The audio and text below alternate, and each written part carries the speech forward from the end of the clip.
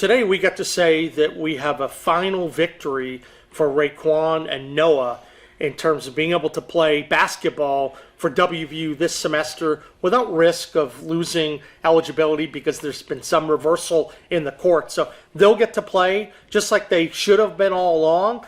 I wrote a letter at this very process. I followed up again. We organized a 7-state coalition led by Dave Yost, the Ohio AG. Special shout out to him. We worked closely together to make sure that Raekwon Battle could play, and now he will be able to play. And it is final. The judges signed the order. We're still in the lawsuit. We're going to keep going because we think what the NCAA did was wrong. We thought it was violative of antitrust laws, and we take that very seriously. So big win for the rule of law, big win for our college athletes.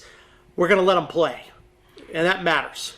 Well, we're going to begin a process where we're going to be having conversations with the NCAA. I want to see what their proposal is for how they're going to remedy this problem, right? They still have big problems with how they run the railroad, and I think it's important that they begin to better focus on that. But our case still proceeds. We're still in court, and we'll be going through discovery, and obviously we'll be having discussions. We're going to get further along in this case, but at least right now the athletes are not chilled by some potentially arbitrary ruling by the NCAA that they might play for 3 games and then have their eligibility yanked if the court case changed. Right now, everything is good for the athletes to play, and that's the most important announcement today. Really important issue. A lot of people asked, why are you spending time on this? Because the law matters, and whether we're talking about enforcing our antitrust laws, we're talking about protecting our jobs from the Biden administration, we're talking about holding pharmaceutical companies accountable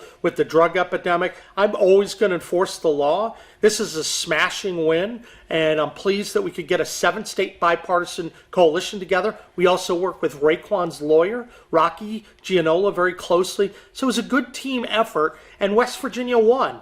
And that matters because I want our people to know that we're going to be taking on the biggest issues, the medium-sized issues, the small issues, and we're going to put West Virginia first.